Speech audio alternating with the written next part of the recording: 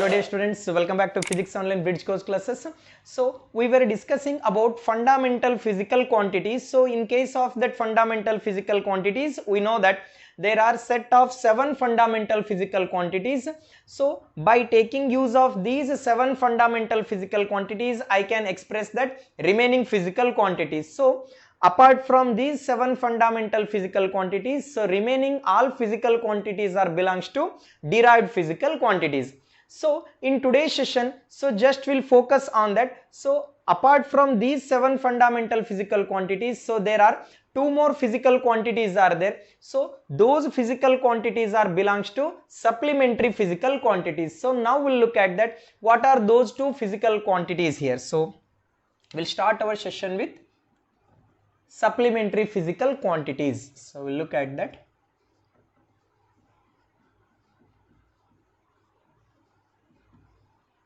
Supplementary physical quantity here. So in case of that supplementary physical quantity, so first one is plane angle and another one is solid angle. So in case of supplementary physical quantities, so there are 2 supplementary physical quantities are there. What are those here? So one is plane angle. So it is represented by the symbol theta or d theta, I can consider. For example, in order to understand that plane angle, so take one circle here. So this will be a center of the circle. We'll take the 2 lines here, that point A and point B. So the distance between point A and point B, I can take it as arc here, and radius of the circle I will take it as r here. So this will be the plane angle, so d theta. So I have to express that plane angle here. So plane angle is nothing but, so it is the ratio of arc length to the radius of the circle. So what's that plane angle here? It is the ratio of arc length to the radius of the circle. So d theta is equal to what? Ds by dr. So ds by r here. So it is also, the arc means also it is measured in terms of length, means length in terms of meter only, radius also in terms of meter. So these 2 terms will get cancel out here. So I can consider that SI unit for my convenience. So I can consider SI unit for that plane angle is radian. What is the SI unit for that plane angle here? SI unit for that plane angle is radian. So for example, I will take one wire here. So in front of me I will take one wire here. So for example, this is one object. So in front of me I hold one object here. So this object subtend at a certain angle here. So for example, this is top, I can take, this one is bottom point.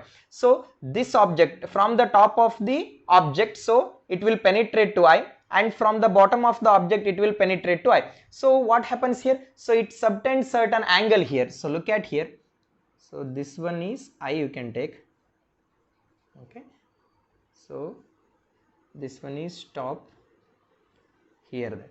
So there exists a certain angle here, so that is d theta, and this one is arc length. If you consider this, so circle means you can take that curve here. So for example, if you extend means you can take this one as d theta, so d of s, and this one is radius r here. So shall I take the d of theta is equal to ds by r here, or simply, so theta is equal to s by r we will consider here. So instead of that wire, or instead of the pen, for example, in front of me, so one paper is there. So for example, in front of me one paper is there. So is that paper will subtend at an angle here? So we'll check out here. For example, in front of me one paper is there. So treat about this is I, you can consider. So of course, for example, so this one is act as a wire, for example. So there exists a certain angle between these 2. So is it right? In the similar manner, I will take that 2 more line here. So if I take that 2 more line, so it not only subtending that angle here. So it is in that three-dimensional view. So whatever the wire or linear object I will consider here, so that plane angle is nothing but two-dimensional view. So now if I look at the object in a three-dimensional view, instead of taking that plane angle, I will use that one more term, so that is solid angle. So that one is solid angle. So it is represented by the symbol d omega, or you may take it as omega here. So now look at here.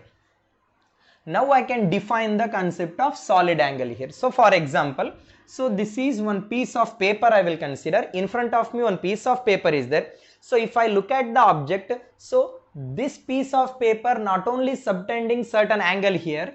So look at here. I will take certain kind of projection here. So this one I can take it as d omega. So this I can take it as d omega here. For example, so projection of this object will get formed. So or in other sense I can take it as shadow will get formed here. So I will extend this line here. So if I extend this line, so it will get meet at one point here, and I will extend this line also, and finally like this. So shadow will get formed here. So that area I will take it as A here. So that area I will take it as A here, and this will be the radius here. So that radius I will take it as R here. So now I can define that solid angle here. So solid angle means it is the ratio of area of the surface here. So area of the surface is A here. So or you can take it as D of A, or A you can consider. It is the ratio of surface area to the square of its radius. So this is about solid angle here. So look at here, plane angle is about two-dimensional view, whereas solid angle is about three-dimensional view. So if you look at that object, it not only form that angle subtend, so instead of that it covers a certain area I can consider. So that, so d omega is equal to what? So dA by R square here. So I can consider d omega is nothing but solid angle here. It is the ratio of area of the surface to that of square of its radius here. So how will you define that here? It is the ratio of, it is the ratio of square of, sorry, it is the ratio of surface area to the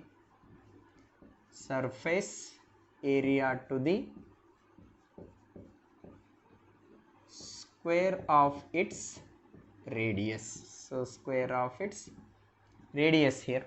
So we'll consider that SI unit. So system of international SI unit for this solid angle is steradian.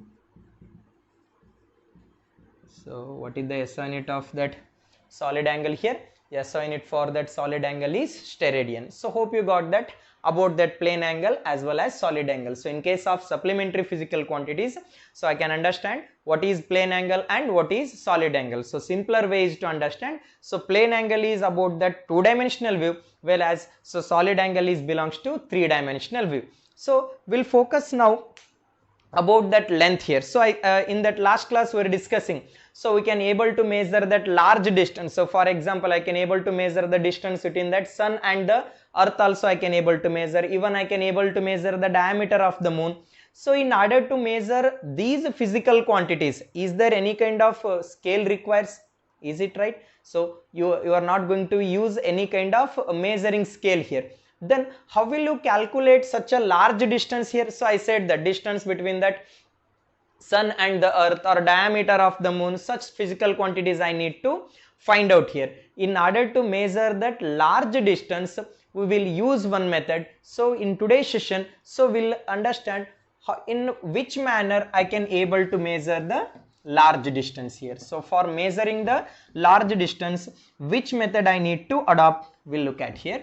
So we'll understand how to measure the large distance.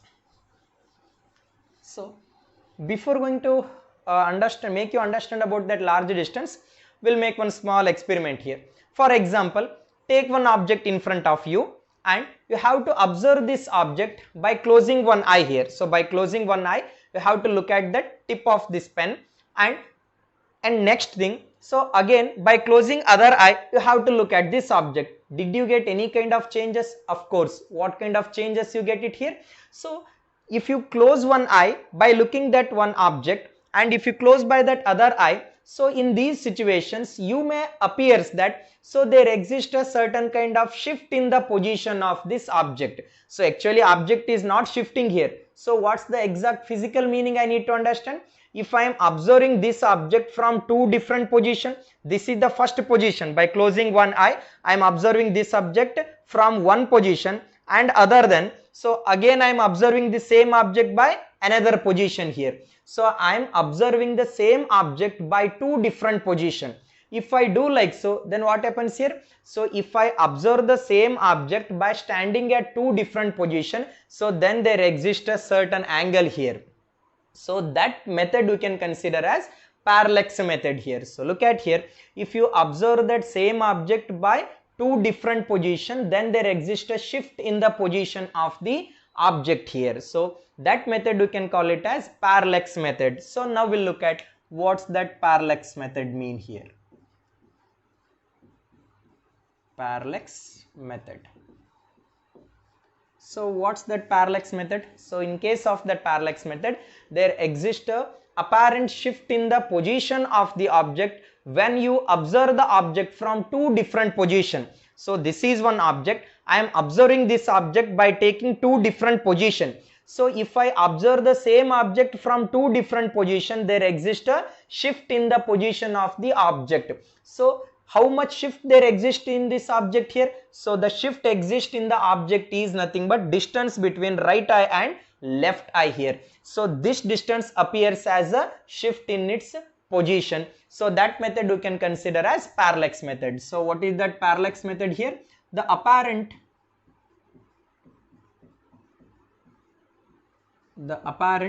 shift in the position of the object, apparent shift in the position of the object,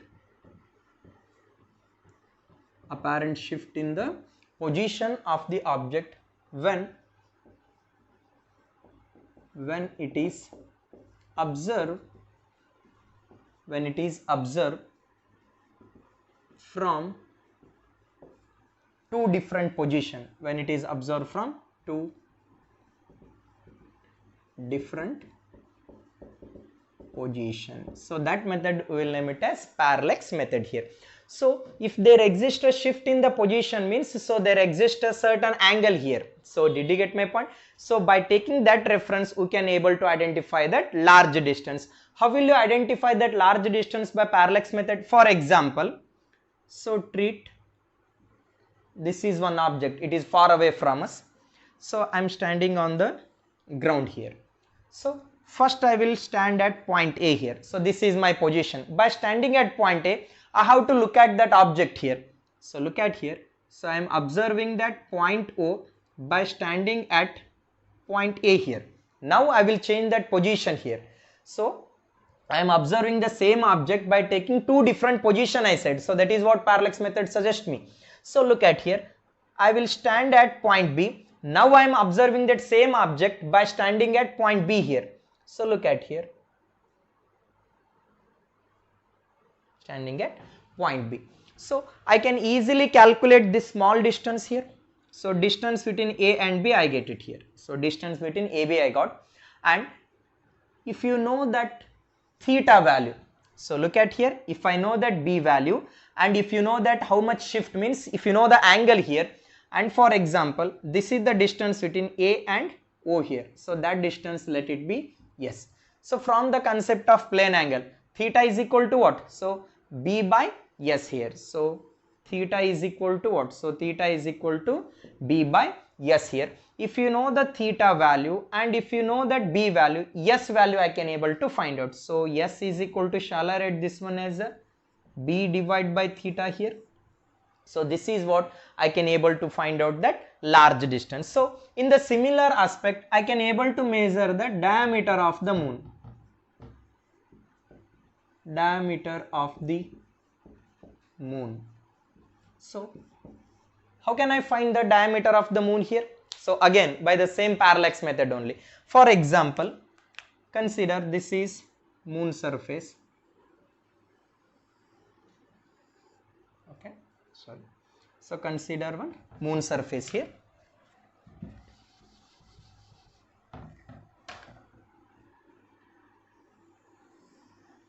Okay, I am standing on Earth surface here. I am standing on Earth surface here. So I will observe that end point of the moon here. So for example, this is point A and this is point B. So distance between these 2 points, shall I take it as a D here, diameter of the moon? So I am standing on that Earth surface here and I am observing one end point, means one edge point here, or one end point I can take. So I am standing on the Earth surface at point O. By standing on one point, so I am observing that edge A here, and by standing on the same point, I am observing that edge point B here. Again I will get that angle here. So that angle will be theta here. So if you know that distance here, so distance is S. So again formula, theta is equal to what? D by S here. So what's that theta here? Theta is equal to D by S. If you know the distance, by this method you can calculate the distance. For example, you got the distance value, then I can find the dia value here. D is equal to what? Theta into S. So this is the way to calculate the large distance here.